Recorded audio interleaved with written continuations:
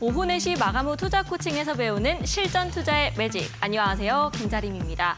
저희 마감 후 투자 코칭은 121TV 유튜브와 네이버를 통해서도 만나보실 수 있다는 점 먼저 안내드리겠습니다. 오늘장 양시장의 색깔이 조금은 달랐습니다. 외국인의 사자세에 코스피는 1% 가까운 반등에 성공을 했고요. 반면 코스닥은 소폭의 내림세를 이어가고 있습니다. 오늘장 어떤 이슈들이 시장을 움직였을지 마감 후 헤드라인을 통해서 만나보시죠. 네, 첫 번째 소식입니다. 미국발 빅테크 훈풍에 반도체 대표주들이 일제히 좋습니다. 삼성전자는 2% 넘게 오르며 장중 8만 원 선을 회복하기도 했고요.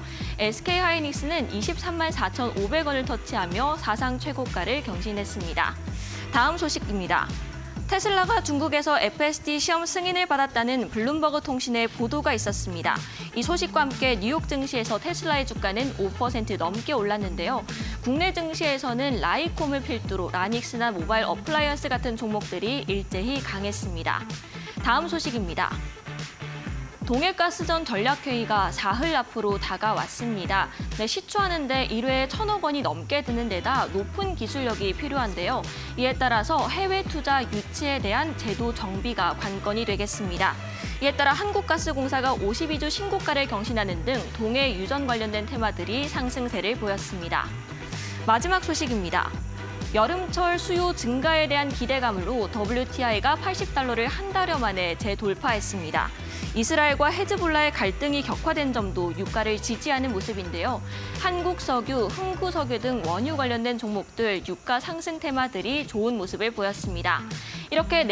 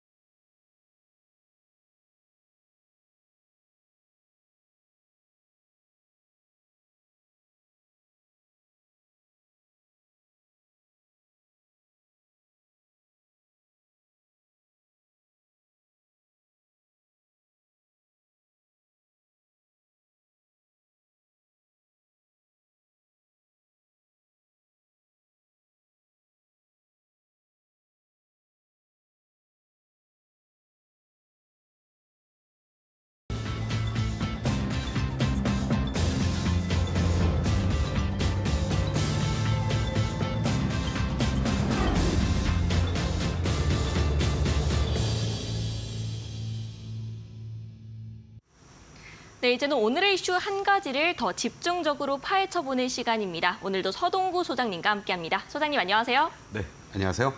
네, 반갑습니다. 오늘은 이 이야기로 시작을 해보고 싶은데요. 삼성전자가 우리 어제 오늘의 이슈에서 좀 깊게 다뤘었는데 계속 하이닉스만 잘 가는 듯하다가 오늘은 두 종목 모두 좋은데 어떻게 생각하세요? 네, 단기적으로 어저께 이런 말씀을 드렸죠. 하이닉스를 추가적으로 대응하시기 힘드신 분들, 갖고 계신 분들은 당연히 뭐 롱롱 플레이 하시는 거고요. 그리고 오히려 삼성전자가 일부에서는 8만 원을 쉽게 못 가니까 다시 또 이거 뭐 7만 또 4, 5천 원대로 가는 거 아니야? 라는 생각을 갖고 대응을 하신다면 오히려 적극적으로 매수에 나서는 것이 좋겠다라고 말씀을 드린 바가 있습니다. 결국 이러한 가장 큰 이유 중에 하나는 어저께 여러분들과 함께 삼성의 글로벌 전략회의가 이번 주부터 본격화된다라는 얘기도 있고 다 좋지만 외국인들이 들어오고 있다는 거죠. 네. 그 점을 여러분들이 항상 생각하시면서 삼성전자는 연동돼서 접근하는 게 좋겠다. 다시 한번 강조를 좀 드리겠습니다. 네, 이렇게 삼성전자도 그렇고요. 그리고 어제 함께 살펴봤던 현대오토웨버까지 좋은 모습을 보였습니다. 계속해서 저희가 놓쳐서는 안 될 주요 이슈들 짚어드리고 있으니까요. 오늘도 끝까지 함께 시청 부탁드리겠고요. 그럼 바로 오늘의 이슈를 화면을 통해 만나보시죠.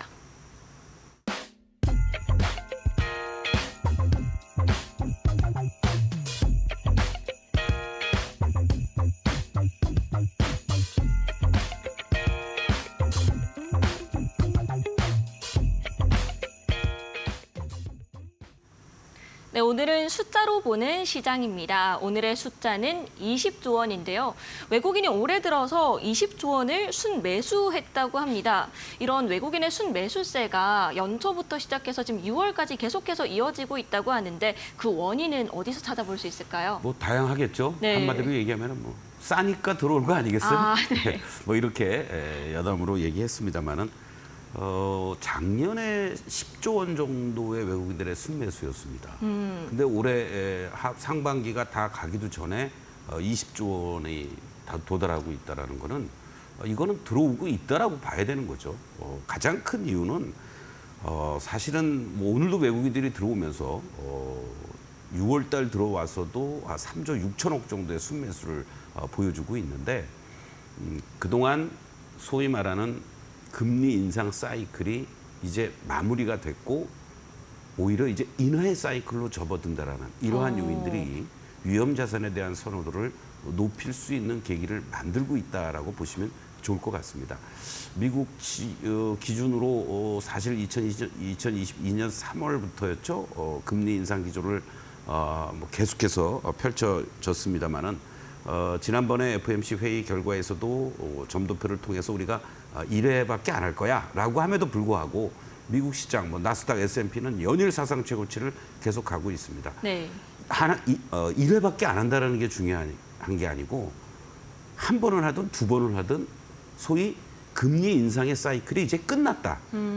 이러한 기대감이 결과적으로 투자 심리를 회복시키는 것이고 그러한 과정 속에서 어떤 산업의 사이클이라든가 특히 우리나라 같은 경우도요.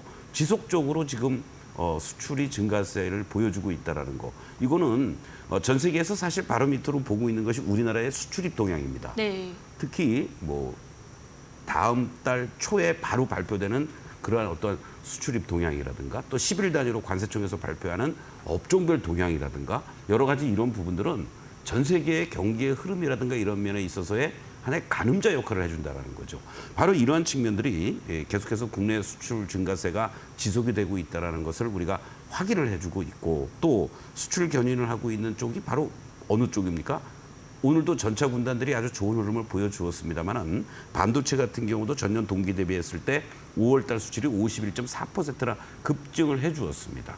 자동차를 중심으로 해서 수출 성장세도 다소 좀 부침은 있지만 계속 우상향을 보이고 있다는 거. 네. 이러한 부분들을 감안했을 때 미국의 뭐 PER을 굳이 뭐 얘기할 필요는 없어요. 우리 시장의 PER 밴드라든가 또는 PBR 밴드라든가 계속해서 저평가되어 있는 거 아닙니까? 그러한 측면에서 정부에서도 K-밸류업 프로그램도 지금 계속해서 가동을 시키고 있고 이런 상황에서 기업이 수출로 우리가 흔한 말로 수출로 먹고 사는 나라라고 합니다. 그런데 수출이 잘 되니까 기업들의 실적은 잘 될 수밖에 없고 그런 측면에서 외국인들이 들어온다라고 했을 때는 업종의 탑티어들 그리고 시가총액 상위 종목들 이쪽을 일단은 먼저 매수할 수밖에 없고 그러다 보면 자연스럽게 매수 볼륨이 커질 수밖에 없는 이런 과정 속에서 작년을 기준으로 했을 때 상반기에 불과한데도 불구하고 20조 원을 순매수했다라는 게 긍정적인 흐름이다라고 다시 한번 강조를 드리겠습니다. 그런데 제가 여기서 중간에 궁금증이 하나 생겼는데 월별로 좀 나눠서 살펴보면 4월까지는 분명히 좋았다가 5월에 이제 FOMC를 앞두고 살짝 좀 매도로 돌아서는 흐름이 나온 걸로 알고 있거든요. 현재는 다시 이제 FOMC 결과 나오고 CPI도 둔화세 보이면서 매수로 돌아서긴 했습니다만 혹시나 다시 대외적인 이슈나 뭐 금리 인하 관련된 좀 매파적인 발언들이 나왔을 때 외국인이 돌아설 수 있지 않을까요? 그럼요. 그러한 부분들은 계속 있죠. 뭐 외국인들이 뭐 원사이드 러브로 우리 시장만 좋아하는 건 아니고 네. 그네들의 포트폴리오에 의해서 위험 좀 위험 관리를 해야 되겠다고 싶으면 우리는 아직도 이머징 국가로 분류가 돼 있잖아요. 네. 당연히 위험 자산을 좀 축소시키기 위한 과정들이 진행이 되는데 감독원에서 월 초에 되면은 지난달에 그런 동향을 발표를 합니다. 소위 상장증권의 순투자 상황들을 발표를 하는데요. 뭐 밑에 채권 부분은 뭐 보실 건 없고 준비가 된 그림 화면 좀 잠깐 좀 보시도록 하겠는데 사실은 4월, 5월 달에도 순매수의 기조를 이어갔고 6월도 현재 계속해서 유지되고 있죠. 그래서 오늘까지의 기준으로 보면은 21조 원의 순매수를 외국인들이 했습니다. 이 감독원에서 발표될 당시에는 6월 9일 현재니까 19조 9천억이라고 이제 나와 있습니다만은 실시간으로 오늘까지의 기준으로 놓고 본다라면은 1월 1일부터 현재까지 21조 원의 순매수를 보였다라고 참고하시면 되겠고 여기서 보유 잔액들을 한번 좀 볼 필요가 있습니다. 네. 791조 원 전체 상장 주식의 시가총액을 기준으로 했을 때 29% 거의 뭐 30%에 육박한 이러한 모습인데 과거에 통계적으로 봤을 때는요 한 4~5%까지도 시가총액 대비해서 외국인들의 비중이 차지한 적이 있었습니다. 네. 제가 이제 30여 년 이상 주식시장에 있다 보니까 그러한 부분들이 있는데 아직도 추가적으로 매수할 볼륨이 충분히 있다라는 거죠. 만약에 저 수치가 뭐 35%를 넘어가고 그런 상황이라면 이거 외국인들이 들어오기가 이제 좀 부담스럽지 않아 이렇게 생각할 수 네. 있는데 저러한 흐름들을 보여주고 있다라는 거는 충분히 더 들어올 수 있는 룸이 있고 아까 이제 우리 앵커께서 이런 말씀하셨어요. 조금 뭐 외부적인 요인들이 흔들리고 하면은 또 팔고 나가는 게 아니냐 이런 얘기들도 하는데 이 국가별 보유 잔액 규모를 한번 우리가 한번 또 체크해 볼 필요가 있습니다. 이거는 뭐 제가 얘기한 게 아니고 감독원에서 어느 나라 쪽 애들들이 들어오는지가 다 누적적으로 통계가 되지 않습니까? 그러한 측면에서 보면은요. 저 791조 중에 미국계 자금이 316조 원입니다. 그리고 유럽계 자금이 242조, 243조 정도가 되겠죠. 아시아 쪽이 117조, 중동 쪽에서 14조인데 왜 이게 의미가 있냐면 네. 과거에는 미국 쪽의 자금들은 통상적으로 패시브 자금입니다. 그러니까 중장기적인 자금들이 들어온다라는 거죠. 뭐 뮤추얼 펀드라든가 또는 연기금 펀드라든가 이런 쪽 애들이 꾸준하게 삼성전자 뭐 조금 안 좋다고 뭐 홀라당 팔고 그러는 거 아니에요. 배당이라든가 이런 것도 잘 받고 그런 어떤 측면으로 접근을 하는데 이 유럽계 자금 애들이 한때는 이 패시브 미국의 패시브 자금이 안 들어올 때는 유럽계 자금이 한때는 국가별 기준으로 1위로 올랐을 때가 있어요. 네. 그 얘네들이 아주 헤지펀드성 아주 소위 말해서 롱숏 전략을 취하면서 장난질을 많이 하는 자금들이 여기에 포함이 돼 있습니다.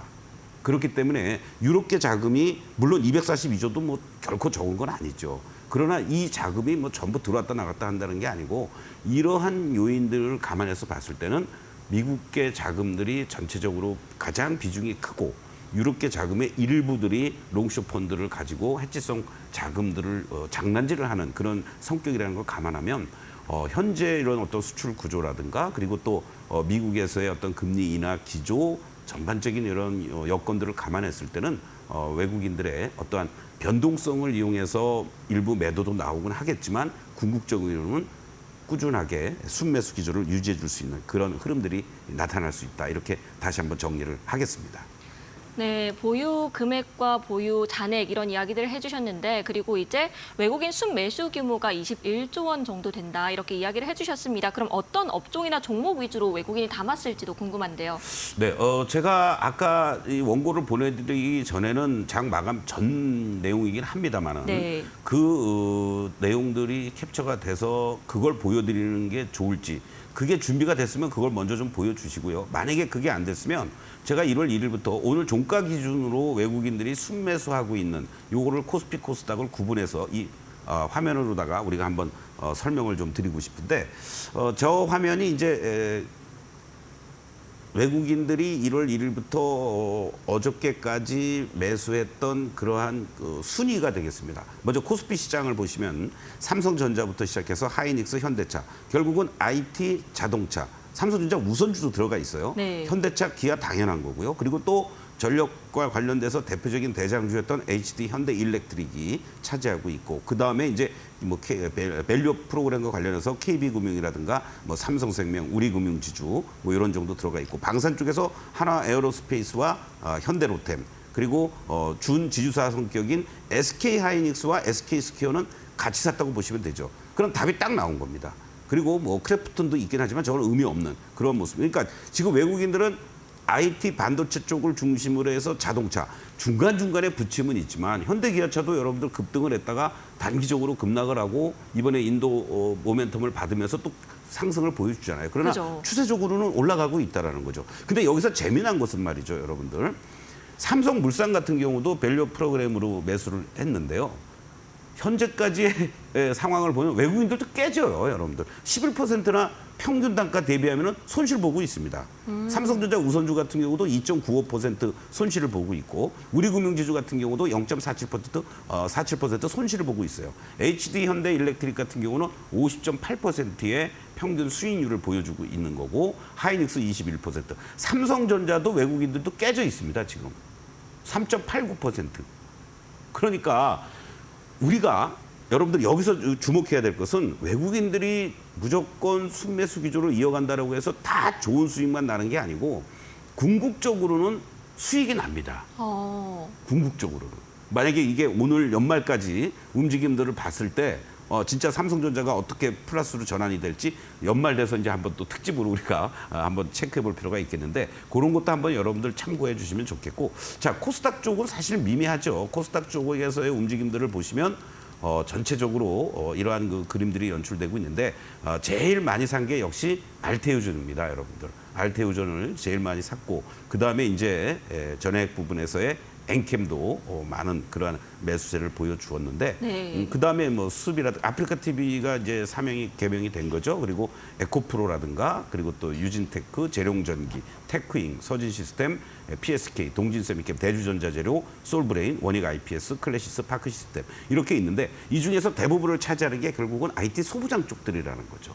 그러니까 지금 현재 시장을 끌고 가고 있는 큰 그림에서 테크인 같은 경우는 여러분들 77%, 그리고 재룡전기 51% 이러한 모습을 보여주고 있고 물론 현재 시점에서만 놓고 본다라면 대주전자재료 같은 경우에도 16%의 이러한 누적적인 수익률, 평균 단가 수익률을 보여주고 있는데 큰 그림에서 보면은 외국인들은 철저하게 일부 특별한 알테오전 같은 것들을 제외하면은 IT 소부장 쪽을 중심으로 연초부터 지금까지 계속해서 누적적인 수익률 또는 순매수 기조를 유지하고 있다. 물론 이것을 단위별로 월간 단위라든가 어떠한 주가의 고점과 저점을 대비해서 끊어서 볼 수도 있습니다. 그러나 여러분들에게 편리상 이렇게 외국인들이 어떠한 섹터라든가 종목들을 사고 있는지 참고적으로 말씀을 드리기 위해서 편의상 상반기 현재까지의 그러한 누적적인 순매수 기조를 보여드렸으니까 이러한 부분들을 우리가 참고하면서 외국인들이 이러한 업황의 사이클이라든가 그리고 또 전체적인 어떤 주가의 볼륨들을 감안했을 때 이쪽들로 들어오는구나 이렇게 정리하시면 좋을 것 같습니다. 네, 앞서서 살펴봤듯이 뭐 반도체 대표주들이나 자동차 대표주들이 흐름이 좀 좋았잖아요. 그런데 과거에 외국인 투자가 증가했을 때 실제로 대형주가 중소형주보다 더 양호한 흐름을 보였다 이렇게 알고 있는데 그러면 앞으로도 외국인의 순매수 기조가 이어졌을 때 뭐 대형주 중심의 강세장이 펼쳐질 거다 이렇게 정리할 수 있을까요? 결론적으로는 저는 그렇게 봅니다. 네. 그리고 현재 시점에서 우리가 아직은 가두리에 갇혀 있어요. 2,750만 넘어가면 두들겨 맞고 또 2,650에 대한 지지력 이제 한 단계씩 올라선다고 제가 말씀을 드렸죠. 2,550에서부터 2,650 하단이 이제 높아지고 있는 과정인데 우상향의 추세를 계속 그려가는 모습들이 만약에 나타난다라면 이번 구간에서 뭐 2,750을 돌파하고 안착해주면서 2,800을 넘어간다라는 것은 지수가 올라간다라는 것은 그 누군가가 지수 상단에 있는 상위 종목들을 매수한다라는 거고요. 그 매수한다라는 것은 뭐 시가총액 1, 2천억짜리를 매수하겠습니까? 외국인들은 몰라요. 외국인들이 여러분들이 미국 주식시장에서 빅4, 매그니센트, 세븐 이런 종목들을 알듯이 다른 종목들은 모르지 않습니까? 네. 그러니까 외국인들도 뭐 우리처럼 뭐 이름도 모르는 이상한 종목들 모릅니다. 그런데 한국의 현다이, 삼성전자 이건 알아요. 그렇죠. 그렇죠? 그리고 그네들이 자금을 집행하는 데 있어서는 펀드에서 예를 들어서 뭐 1조 정도 되는 펀드다. 그러면은 7, 80% 정도는 시가총액 상위 12종목권으로 비율대로 매수해라. 그리고 나머지 가지고 뭐 펀드 매니저의 재량이라든가 또는 한국 만약에 런던 사무소다. 또 뭐 뉴욕 지사다. 그러면 국내에 나가 있는 기관 애들이 리포트 받아가지고 이런 게 좋습니다. 테크인이 좋아 보이니까 이런 것도 좀 괜찮습니다. 이렇게 할 때 그네들이 입맛에 맞으면 좀 매수 좀 들어오고 하는 거죠. 그리고 여러분들이 착각하기 쉬운 것 중에 하나가 뭐냐면 요즘은 조금 덜하긴 합니다만은 이 가벼운 종목들 시총 뭐 5천억 이하짜리라든가 3천억 이하짜리들이 외국인들이 매수하는 것들은요 전부 다 검은 머리 외국인이다. 이렇게 여러분들 이해하시면 됩니다. 예. 네, 이렇게 한번 다 같이 짚어봤는데 그럼 종목이나 섹터별로 조금 더 자세하게 알아보는 시간 가져보도록 하겠습니다. 먼저 어떤 섹터 함께 볼까요? 저는 뭐 지난 시간에도 한번 여러분들께 말씀을 드린 바가 있었던 것 같아요. 현재 시장에서 이제 가장 핫한 섹터 업종들은 반도체 쪽이 되겠고요. 반도체 쪽에서도 HBM이 일단은 주도를 하고 있다 이렇게 말씀드릴 수 있고 또 우리 시장이 가려면 이 전차 군단 과거에도 뭐 대중국 경기가 화랑이 됐을 때 그때는 차화정 시장이라고 그랬습니다. 그렇죠? 네. 그리고 또 한때는 전차 군단이 있었습니다. 이 전차 군단이 다시 돌아올 가능성도 상당히 높지 않을까 이런 말씀을 드리면서 반도체와 그리고 자동차와 그리고 미국의 인프라 투자와 관련된 그리고 또 AI 투자와 관련된 전력 설비 이쪽 부분은 앞으로도 올해 내년 늦어도 상반기까지는 계속해서 움직여줄 수 있는 그런 섹터들 아니겠느냐 이렇게 보고 있습니다. 다만 여기서 이제 조심해야 될 것은요. 반도체 쪽들 중에서도 SK하이닉스, 삼성전자는 이제서 만약에 올라올 수 있는 자리들이 되는 거고 그거와 맞물려서 이스페타시스도 이제서 다시 올라오는 과정이 있습니다. 다만 한미반도체와 SK하이닉스는 조금은 숨고르기를 하면서 진행이 될 가능성이 높다라는 거. 그러니까 종목별로 저렇게 만약에 섹터별로 대장주들인데 외국인들이 사는데 오늘 외국인들은 어떻습니까, 여러분들? 삼성전자 집중적으로 매수했습니다. 그쵸. 그리고 한미반도체보다는 이스페타시스를 집중적으로 매수했어요. 이러한 부분들을 여러분들이 염두에 두시면서 대응을 해야 된다는 것을 반드시 명심하시면 좋겠고 그리고 자동차 쪽도 마찬가지죠. 오히려 어제 오늘 인도라는 그러한 어떤 모멘텀이 있긴 했지만 그전에 자동차들이 먼저 올라갔습니다. 삼성전자 빌빌거릴 때.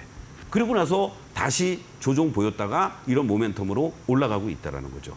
바로 이런 부분들. 또 현대오토에버 같은 경우도 어저께 제가 뭐 여러분들께 오늘의 공략주로 말씀을 드리긴 했지만은 결국 13만 5천 원부터 14만 원, 15만 원이 저항으로 작용이 됐던 모습에서 지지와 저항 속에서 오늘 15만 원을 안착해주고 16만 원을 향해서 넘어가는 이 모습들이 나타나고 있다는 거죠. 네. 그리고 현대모비스 같은 경우도 밸류 프로그램으로 지속적인 상승을 보였다가 일순간에 다 급락을 했습니다. 그러다가 뭐 정문구 회장님의 뭐 위중설 뭐 여러 가지 얘기들이 나오다 보니까 이런 얘기가 나왔는데 결국은 현대모비스 같은 경우도 아직 본격적으로 수급은 들어오지 않지만 지금 자리에서는 여러분들이 충분히 접근해 볼 만한 그런 위치. 결국은 지금 사실 정문구 회장이 안 보인 게 몇 년 됐잖아요. 네. 여러 루머도 나오기 있긴 합니다만은 그렇다면 연말로 가면 갈수록 뭔가 거버넌스와 관련된 얘기들이 나올 만한 시점 아니겠느냐. 또 현대오토에버가 바로 정의선 회장이 개인적 지분을 7% 이상 갖고 있습니다. 아, 네. 바로 이런 측면을 여러분들께 이제 말씀을 드리는 거니까 이런 거하고 맞물려서 접근해 보면 좋겠고 지금 전력 설비 관련해서 제일 대표적인 것들 뭐 LS 삼총사를 비롯해서 HD 현대일렉트릭이라든가 효성중공업 같은 종목들도 사실은 고점에서 지금 쉬어가고 있는 타이밍입니다. 그러니까 제가 여기서 방송에서 지금 얘기한다고 무조건 또 사야지. 이거 잘못하면 물리는 자리예요. 잘못하면 여러분들. 그렇기 때문에 쉴 때 어느 정도까지 쉬고 그리고 외국인들이 다시 재매수를 가동하는 뭐 하루 이틀 샀다 팔았다가 아니라 추세적으로 다시 또 사주는지 그런 것들을 여러분들에게 편하게 보여드리는 게 바로 매직 솔루션 아니겠습니까? 그런 부분들 참고하시면 좋지 않을까 이런 말씀을 드리겠고 이제 또 다른 측면에서는 상대적으로 저평가되어 있거나 신성장 섹터로서 뭐 정책 관련주로 부각이 될 수도 있긴 합니다. 그런 쪽도 여러분들이 좀 관심을 가지면 좋을 것 같은데 대표적인 게 오늘도 뭐 대내외적인 이런 불확실성적인 이러한 요인들로 인해서 또 흔들렸던 2차 전지 쪽들 얘네들은 지금 단기에 어떤 뭐 2, 3% 빠졌네, 올랐네 이게 중요한 게 아니고 7월 초 중순 이후에 2분기 실적들이 발표가 되면서 향후에 어떤 뷰라든가 이런 부분이 어떻게 되느냐에 따라서 지금 종목별로는 일부 소재 쪽단을 중심으로 해서 올라오고 있는 것들이 있죠. 뭐 대두전자 재료라든가 나노신소재 같은 종목도 있고요. 그리고 에코프로 삼형제들이 우리 투자자 여러분들을 많이 지금 힘들게 하고 있습니다만은 그 시점을 우리가 좀 잘 잡아야 될 그 노력도 제가 이 시간을 통해서 여러분들에게 말씀을 드릴 예정이고 또 셀 쪽에서는 삼성 SDI를 또 무엇보다도 정보체 쪽 부분에서 제일 앞서가고 있는 쪽이니까 그것이 상용화 여부를 떠나서라도 긍정적인 흐름으로 조금 더 여러분들이 지켜보면 좋지 않을까 이런 말씀을 좀 드리겠습니다. 그리고 또 말씀드릴 수 있는 것이 이제 AI와 반도체와 로봇과 어떻게 보면 삼각동맹이라고도 볼 수 있거든요. 바로 그런 측면에서 로봇 관련주들도 이제 저점을 잡아주고 기간 조정 이후에 조금씩 고개를 들려는 이러한 모습들이 나타나고 있습니다. 네. 물론 개별성 재료를 가지고 있는 로봇 관련주들도 있지만 외국인들이 들어올 수 있는 기준을 가지고 여러분께 말씀을 드린다면 뭐 레인보우는 당연한 거고요. 그리고 또 두산 로보틱스라든가 또 엔젤 로보틱스 이런 어떤 대기업과 연관이 되는 이런 쪽들을 좀 더 관심 있게 보시면 좋지 않을까 이렇게 말씀드리고 신재생은 뭐 정부도 그렇고 여러 측면에서 계속해서 성장해 나갈 수밖에 없는 또 유럽 쪽도 이제 뭐 탈원전을 폐기하는 이런 흐름으로 이제 가고 있으니까 뭐 두산 에너빌리티라든가 한전 기술이라든가 거기에 연동이 되는 뭐 한전산업, 우진엔텍, 또 BHI 이런 종목들 이런 쪽을 좀 여러분들이 계속 관심 있게 보시면서 워낙 지금 동해 가스 유전 개발과 관련된 흐름이 나타나다 보니까 이쪽들이 조금은 소외되는 듯한 느낌을 네. 갖고 있습니다. 수소 쪽이라든가 뭐 태양광 이런 쪽도 그런데 조금 만약에 보유하고 계신 분들은 이제 순서를 좀 기다리면 어떨까 이런 말씀드리고 오늘 같은 날 뭐 우진엔텍이 다시 또 고개를 들고 있단 말이죠. 이런 부분도 우리가 체크해야 될 요인 아니겠느냐 이렇게 말씀을 좀 드리겠습니다. 네, 이렇게 앞으로 살펴볼 종목들, 섹터들 함께 짚어봤습니다. 그리고 잠시 뒤에 서동구 소장님의 매직 기법 강의가 준비되어 있는데요. 오늘은 반도체 내에서도 이 기판 관련된 종목 들고 오셨습니다. 오늘 신고가까지 경신했다고 하는데 궁금하신 분들은 끝까지 시청 바라겠고요. 그럼 내일은 어디에 포커스를 두고 시장을 만나봐야 할지 내일장 체크포인트 알아보는 시간 가져보겠습니다. 네, 섹터 내에서도 대장주 쪽으로 관심이 필요하다 이렇게 지속적으로 말씀을 해주고 계시잖아요. 여전히 그 관점은 유효하죠. 그렇습니다. 뭐 아까 다 말씀을 드린 거가 좀 정리가 된다라고 말씀을 네. 드릴까요? 업종 내 섹터 내 대장 주들을 중심으로 한 관심을 계속 가져야 된다라고 말씀을 드리겠고 외국인들의 시장 지배력이 강화가 되고 있기 때문에 그렇습니다. 네. 이제 한 가지 이제 문제가 있어요. 만약에 중소형 개별 종목만 가지고 매매하시는 분들이 이거 내 거 안 움직이는데 이거 팔고 빨리 저쪽으로 가야지. 이거는 또 문제가 생깁니다. 그렇지 않겠습니까, 여러분들? 그렇기 때문에 그러한 비중 조절을 어떻게 잘 하시느냐가 중요한 거다라고 다시 한번 강조를 드리겠고 역시 외국인들이 시장 지배력을 강화가 되고 있다는 측면에서 가장 외국인들이 또 보는 건 뭐겠습니까? 그 업종이나 섹터 내에서 1등이라고 무조건 삽니까? 얘네들이 펀더멘탈이 되는지 안 되는지를 확인한다는 얘기죠. 네. 그런 측면에서 역시 실적이라는 부분도 이제 곧 뭐 2분기 실적 시즌이 이제 7월 초부터 삼성전자를 중심으로 시작이 되지 않겠습니까? 네. 그런 쪽에 좀 관심을 가지면 좋겠다라고 말씀드리고 굳이 이제 아까도 말씀드렸지만 반도체 쪽이라든가 자동차 그리고 신재생 에너지 또 요즘 K푸드라든가 뭐 화장품 할 것 없이 다 핫한데 이런 것들도 지금 돌아가면서 그러니까 모멘텀에 있는 것들과 좀 더 내가 중기적으로 끌고 갈 종목과 이걸 구분하면서 항상 대응을 해 주셔야 된다는 거예요. 그런 부분만 지켜주신다면 그것도 힘드시다. 그러면 투코스 제가 지금 이 코너에서 마가무 하도 투코스가 입에 배서 마가무 투자 코칭에서 제가 드리는 종목을 관심 있게 보시는 것도 하나의 방법이다. 이렇게 말씀드리겠습니다.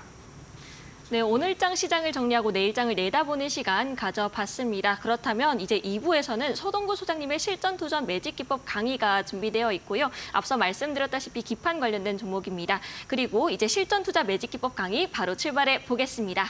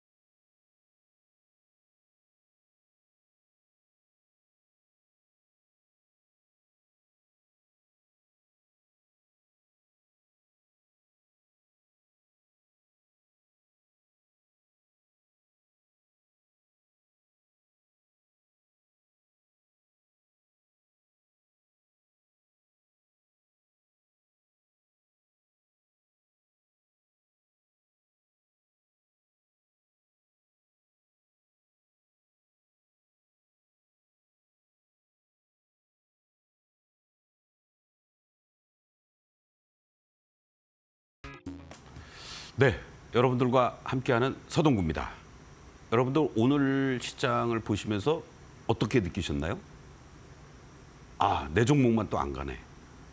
또는 아, 정말 SK 하이닉스 그리고 또 삼성전자 잘 가는구나. 이렇게 생각을 하고 계십니까? 종목별로요. 철저하게 지금 섹터 내에서 차별화되면서 움직이고 있습니다. 그리고 안 움직이는 종목들도요. 지금 잘 보시면은 거래들이 급감돼 있습니다. 그 이게 무슨 얘기입니까? 전반적인 시장이 나쁘지 않고 우상향하는 듯한 모습을 보이기 때문에 아, 내 종목도 반등을 줄 수가 있겠구나. 이런 어떤 움직임들을 기대해 볼 수 있다라는 거죠.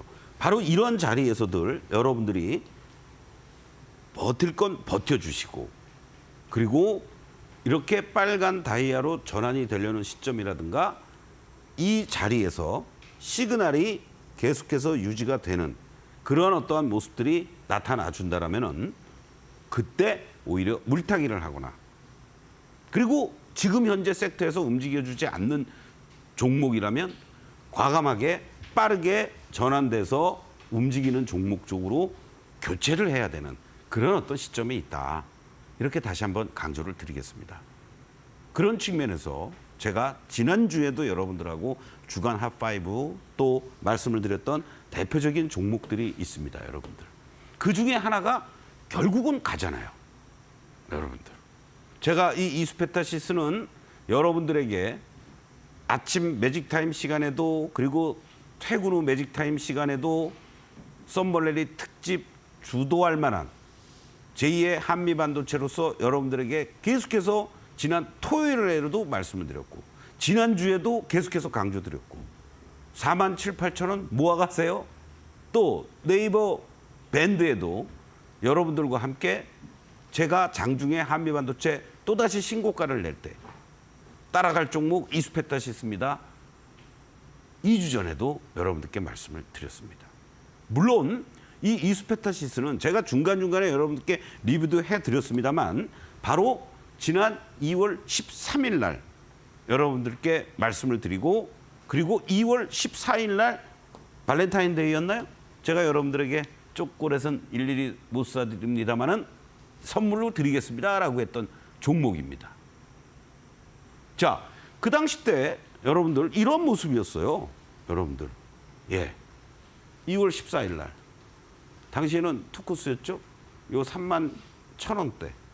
근데 이따가 그림을 보면서 또 말씀을 드리겠지만 작년 여러분들 3월 달부터 해서 4월 달, 5월 달, 7월 달까지 급등을 했던 그 이스페타시스를 제가 2월 달에 다시 말씀을 드렸습니다.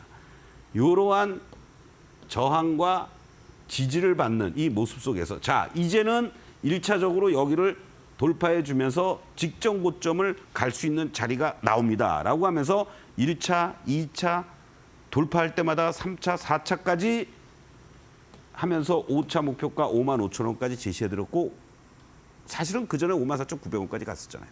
오늘 그 자리가 돌파가 돼주니까 여러분들께 65,000원으로 6차 목표가를 제시해 드리겠습니다. 자, 이 그림이 여러분들 이 구간들이었었죠. 제가 작년에 여러분들하고 같이 급등을 하는 300%가 넘는 고수익을 한미반도체 전에 말씀드렸던 종목이었습니다.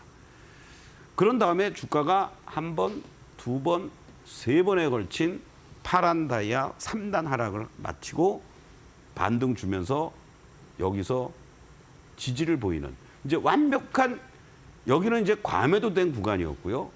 지지를 보이는 자리가 연출이 됐던 겁니다.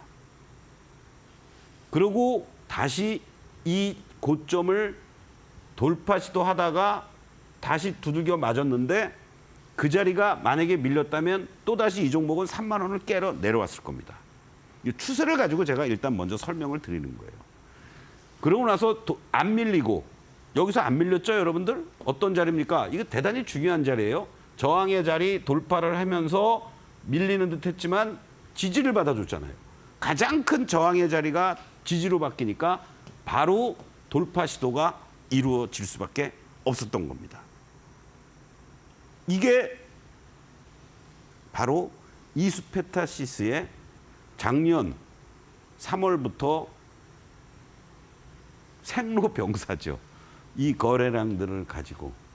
그런데 지금은 이런 거래량만 가지고도 저렇게 돌파가 이루어지고 있습니다. 자, 캔들하고 같이 한번 보시겠습니다. 이 모습을 조금 더 확대해서 보시면은요. 바로 제가 여러분들에게 2월 달 요때 이제 말씀을 드렸을 겁니다. 그렇죠? 그러면서 여러분들 충분히 매수할 수 있었고 대량 거래 터지면서 장대 양봉 돌파 시도 흔들렸지만 여러분들 동요할 필요가 없죠. 그리고 결국은 직전 고점 돌파하고 다시 밀려 캔들은 먼저 내려왔습니다. 그런데 먼저 내려오는 과정에서의 거래는 감소돼 있었고 곧바로 지지해주면서 빨간 다이아 신고가 눌림목 과정 그리고 최근의 모습들 계속 흔들어대면서 거래 실려주고 바로 외국인 기관들 6월 달 들어와서 기다리고 있다가 이걸 들어오는 거죠. 이러한 패턴들이 진행이 되면서 오늘 또 다른 사상 최고가를 돌파했습니다. 이수페타시스와 관련된 여러 가지 얘기들은 많습니다. 가장 기본적인 게 뭐겠습니까, 여러분들? 캐파 증설입니다.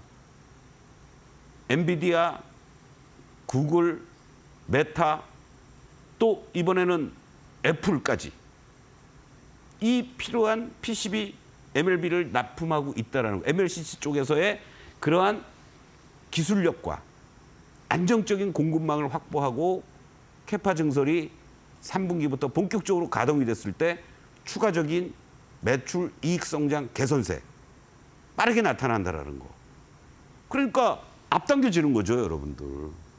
그렇죠? 주가라는 게 그동안 쉬었다가 시그널의 모습과 함께 여러분들 최근 모습만 놓고 본다라면 어떻습니까? 바로 이런 자리들. 여러분들께 말씀드리고 나서 여기서 1차 이익 실현.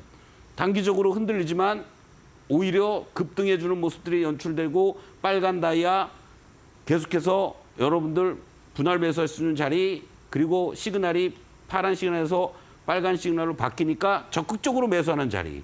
그리고 여기서 또 일부 이익 실현. 그리고 여기서 파란 시그널이 계속 유지가 되고 반등을 주었다가 다시 또 꺾이면서 다이아도 파란 다이아로 바뀌었다? 좋다. 그럼 나 일단 다 전량 매도한다. 적극적인 매도. 그리고 나서 다시 또 여러분들 여기서부터 분할 매수하거나 적극적인 매수하고 여기 또 갭이 벌어졌으니까 당연히 이익 실현하시고. 그러면서 또 나머지들 여기서 계속해서 여러분들 모아나가는 거죠. 모아나가는 거. 소극적인 매수하면서. 이제 전환이 되겠죠. 아이고, 예. 이제 전환이 될 겁니다. 그런 부분들을 염두에 두신다면 여러분들이 이 이수페타시스의 이 과정들을 한번 보십시오, 여러분들. 이 과정들이 얼마나 다이아만 가지고 또는 캔들만 가지고 보지 마시고 주봉의 모습을 보시겠습니다. 주봉의 모습을 보시면 여러분들이 더 확신을 가질 수가 있을 거예요. 작년 7월 달에 이 고점 이후에 이렇게 흔들리는 모습 그리고 횡보 조정 이후에 올해 꾸준하게 우상향 오히려 이격 좁히는 음봉들이 주봉상에서 좀 나타나지만은 곧바로 돌파 시도하는 이러한 모습들 중장기적인 추세가 살아있다라는 거예요. 그러한 종목이 힘있게 들어가는 거고 누가 들어옵니까? 외국인들이 들어온다라는 거죠. 너무 무거운 주식만 얘기하면 좀 그렇잖아요, 여러분들. 자동차 부품 중에서 하이브리드 절대 강자. 가벼운 종목. 어제 현대 오토에버에 의해서 여러분들 이거는 자율주행차가 아니죠. 하이브리드. 아시는 분들은 다 아실 겁니다. 자, 여기서 급등을 한번 보여주고 마무리 짓고 하락의 구간 파란 다이아 점점 작아지고 있다. 시그널이 유지가 되고 있다. 매수해 볼 만한 자리에 있지 않습니까, 여러분들? 잠시 후에 이 종목 공개해 드리고요. 내일 아침 8시 10분부터 30분까지 여러분들과 함께 또 서동구의 매직타임 함께 하도록 하겠습니다. 잠시 후에 다시 또 뵙겠습니다.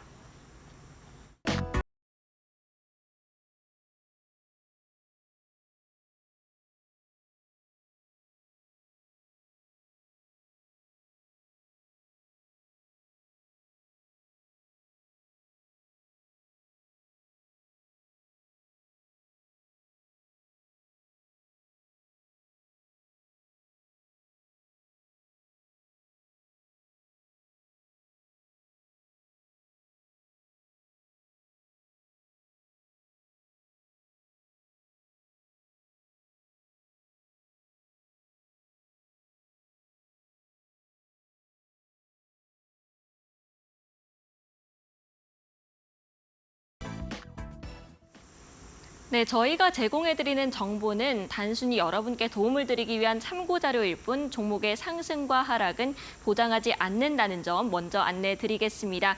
현재 시간이 41분, 42분 정도를 가리키고 있는데요. 현재 시각에서 시간의 특징주 살펴보도록 하겠습니다. 네, 세 번째 종목부터 바로 확인하시죠. 네, 세 번째 종목은 바로 제로투세븐입니다. 이 제로투세븐은 저출산, 엔젤 산업 관련된 종목이죠. 최근에는 유아 스킨케어 제품 궁중비책이 중국과 미국, 일본에서 인기가 있다고 합니다. 이에 따라 오늘장 시간의 거래에서도 상승세를 보인 것 같은데 현재 본장에서도 오늘장 윗꼬리를 길게 달긴 했습니다만 결국 7%대 강세로 마무리를 지었습니다. 최근 일주일간 꾸준한 상승 추세를 보이고 있다는 점도 확인해 보시기 바랍니다. 네, 두 번째 종목도 바로 살펴보시죠. 네, 두 번째 종목은 바로 CJ 시푸드입니다. 음식료 관련된 종목들이 계속해서 강세를 보이는 모습인데요. 사실 급등세를 보였다가 이 수산 관련된 종목들은 이번 주 들어서는 약간의 숨고르기가 이어지고 있습니다. CJ 시푸드 역시나 어제장에서는 4% 하락했고요. 오늘은 보합 수준이었는데요. 시간의 거래에서 현재는 3% 넘는 강세를 보이고 있습니다. 네, 이전보다는 아니지만 오늘 수산 관련된 종목들 상승불, 빨간불을 켠 채로 대체로 마무리가 됐습니다. 네, 마지막 1위 종목도 바로 확인하시죠. 네, 1위 종목은 넥슨게임즈입니다. 이 넥슨게임즈 관련된 호재성 이슈가 하나 들려왔는데요. 넥슨게임즈의 신작인 프로젝트 DW의 퍼블리싱 계약 관련된 소식입니다. 던전 앤 파이터 IP를 활용해서 개발 중인 PC, 콘솔, 모바일 멀티 플랫폼 작품이라고 하고요. 아직 구체적인 계약 금액은 알려지지 않았다고 합니다. 이런 호재성 이슈와 함께 본장에서는 1%가량의 하락세를 보였던 이 넥슨게임즈가 현재 4% 넘는 상승률을 기록하고 있습니다. 이렇게 시간의 특징주 세 가지 모두 살펴봤는데요. 이어서 서동구 소장님과 함께 시간의 특징주 조금 더 낱낱이 뜯어보도록 하고요. 그 이후에는 내일장 공략주까지 알아보는 시간 가져보도록 하겠습니다.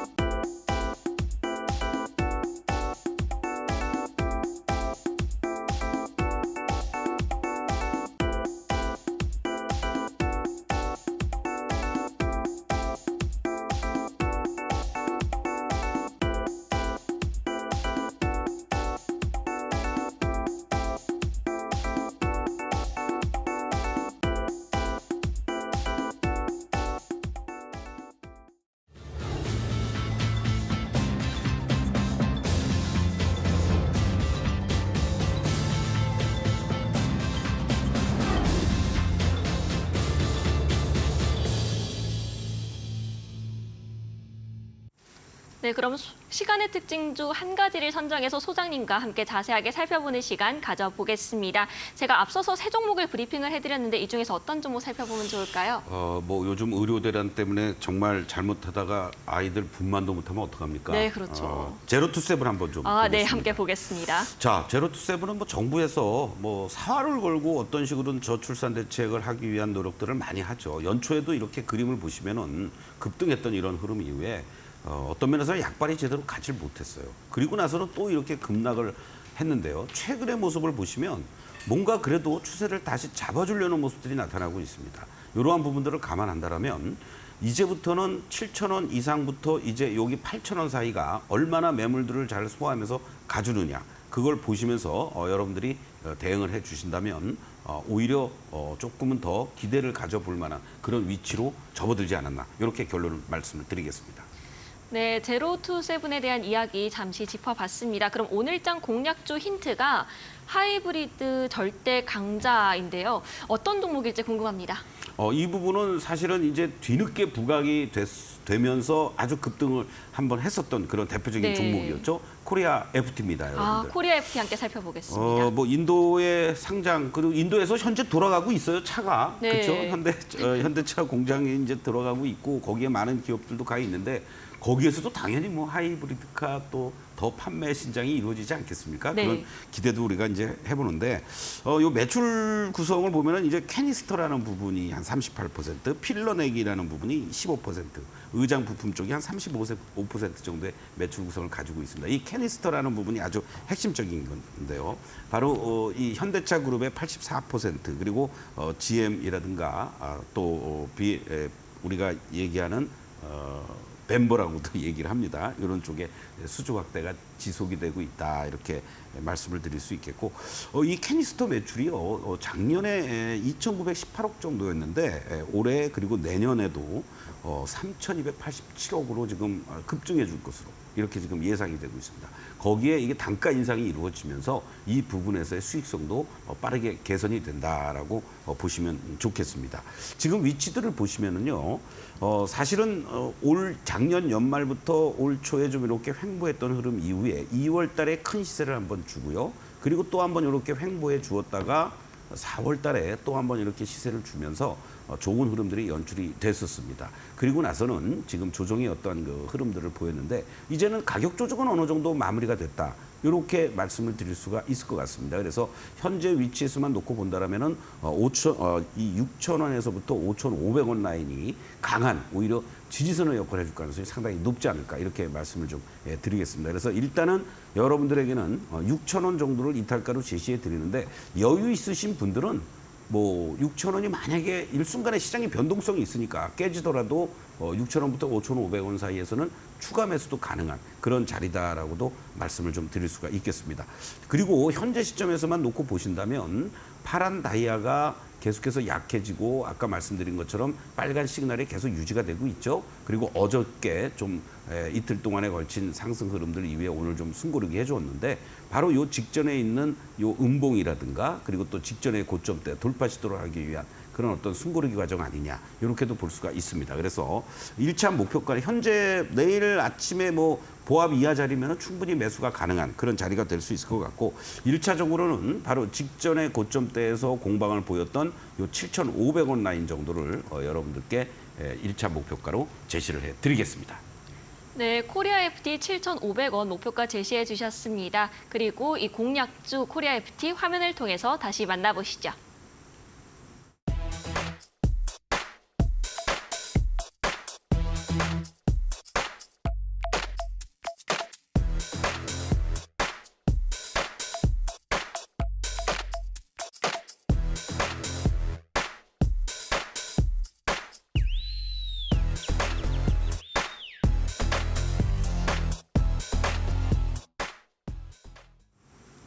네, 최근 들고 오시는 공략주들 분위기 좋은데 혹시 개장 전 더 이야기가 궁금하시다 하는 분들은 온라인 무료 방송 8시 15분에 매일 아침 시작이 됩니다. 이 온라인 무료 방송 참고해 보시면 좋을 것 같고요.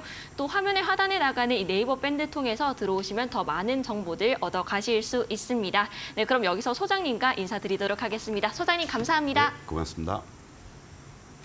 네, 마감 후 투자 코칭 저희는 여기서 마무리를 해보도록 하겠습니다. 내일 오후 4시에 다시 찾아뵙도록 하겠고요. 시청해주신 여러분 고맙습니다.